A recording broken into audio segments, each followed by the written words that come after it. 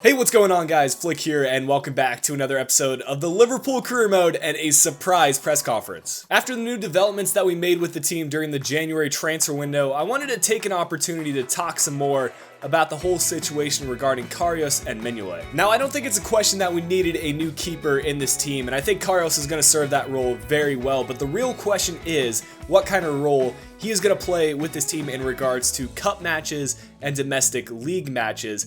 And I want to give both Mignolet and Karius playtime. However, I want to make sure that the best keeper is in the right situation. And I want to get your guys' input to figure out which keeper will be the right role for this team. So there's going to be two options available. And right now you can click on the eye on your screen. It's going to take you to a poll. One option will be Karius being the keeper that we play in the league, and the other option will be Mignolet being the keeper we play in the league. With that said, the keeper that doesn't get to play in the league will be playing in the cup matches. That includes the EuroLeague, so it's still very important. But if we do get to the later stages of the EuroLeague, I'm going to be playing the keeper that's in the best form, regardless of who's playing in the cups and who's playing in the league. Hopefully that makes sense to you guys. I know it could be a bit confusing, but basically choose the keeper that you want starting in the league, and the other keeper will be in the cup. That's all I wanted to bring up during this press conference, but of course you can leave questions down below, and I'll have another press conference fielding your questions this weekend. Let's get on with the episode.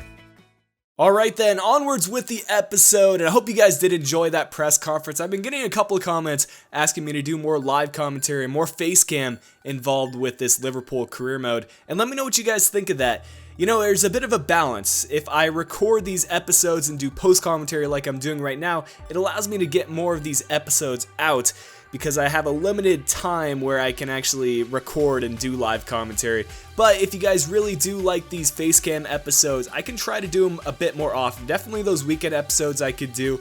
And yeah, I'll just try to see your guys' comments and kind of decide based on that. But this episode will be very gameplay centric, not much going on besides the matches, but don't get me wrong, they are important matches. It's our first action in the EuroLeague outside the group stage, and we're starting things off against Aston Villa, against our former keeper Bogdan, who we just sold off in the last episode. And they started the game off pretty well. It was Ayew getting the first goal in the 16th minute, so not the best start, but we've gone down multiple times throughout this career mode, so I wasn't worried too much. I just felt that we could get through this Aston Villa defense, and, you know, eventually we could break them down. But here's Danny Ings playing this ball inside to Emre Can. Now over to Lallana. Lallana with the shot. Bogdan pulling off the save. He didn't get much play time. Actually, no play time for this Liverpool side. So it's kind of good to see him performing well for another team. You know, I don't wish any player poorly, even if he doesn't have any plans with this team. But Lallana finally gets the goal for us just before halftime in the 40th minute. So we could go into the half comfortably. We were even. We were dominating possession, the shots. As long as we kept doing what we were doing in the first half, I felt good about this game. But here's Bakuna. Very good player, but not showing it right there.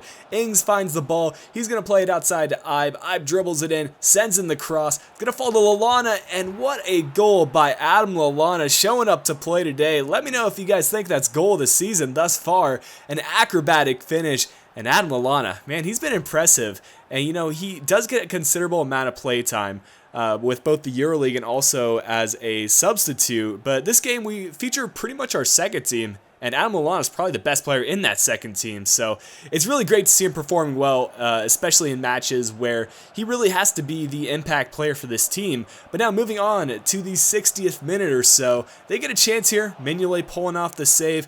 And this episode will feature mostly Karius. I mentioned in the press conference that I wanted to give him some game time, and I want to just get a feel for how he plays. And still, I'm really curious what you guys think about whether he should be starting in the league matches or whether Mignolet should be starting, because that's what we've been doing all season. It's been working pretty well for us. I mean, we're set in first place, so you can't really default Mignolet too badly. But here in the 73rd minute, we get another chance. Leon Bailey with the shot. Bogdan with a good save, but Danny Ings following that one up. And from there, we get the 2-goal cushion, which pretty much ensured the result for us. Only about 15 minutes left in the match, but it was Veretout actually getting a shot on target, that one going off the post, and we scrambled to get this one clear. But still with Aston Villa, it's Sinclair with the ball. He whips this one in. Good save by Mignolet, punching that one out, and Sinclair was ultimately offsides, ending that attack. But we do hang on for that result, a 3-1 win against Aston Villa, which is to be expected. We need to make sure we get those wins against sides that don't have the best opposition, and it was a very great performance by Lallana. It's nice to see him doing well, and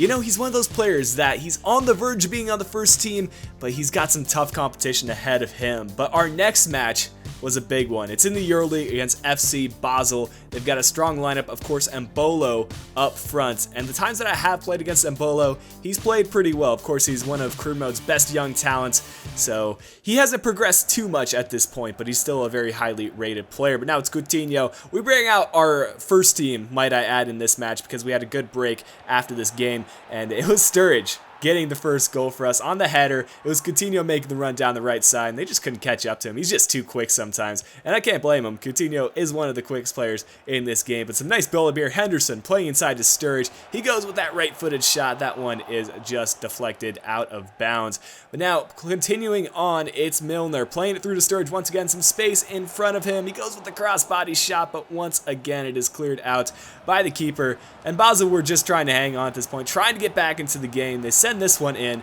They go with the shot with Delgado. Karius with the diving save.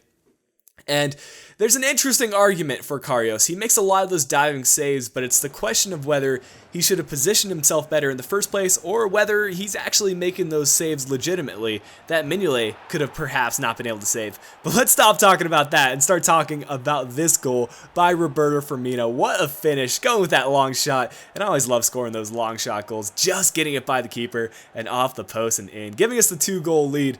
And we make some substitutions here in the 67th minute. And Basel get a chance of their own in the 70th minute, crossing this one in. Once again, Karius able to collect it. And we're looking to go on the counterattack. And when one side isn't working, hey, let's switch it up, go to the other side. Thought I would show that clip for you guys. Thought it was pretty funny. But continuing on, we get another chance here in the 81st minute. It was Sturridge staying just onside, but we play this one through to Lallana. Not sure what the defense was doing. They were kind of dilly-dallying with it in the back, and Lallana is going to make him pay with that. Continuing his good form from the previous match and getting a goal in this match as well. So we win this match in the EuroLeague 3-0, which brings me to a question I want to ask you guys.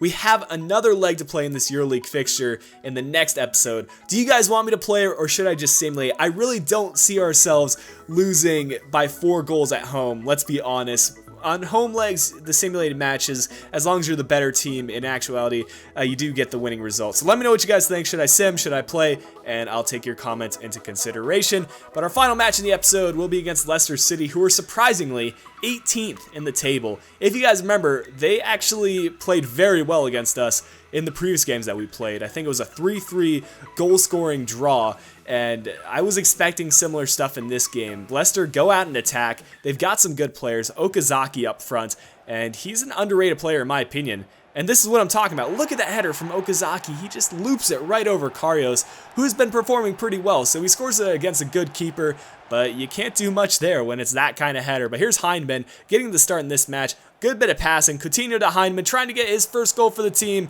That one going just wide. He did open up his body really well there, and he has some of those good technical abilities. Now playing it through to Royce. Royce trying to go with the near post shot. That one hitting the side netting.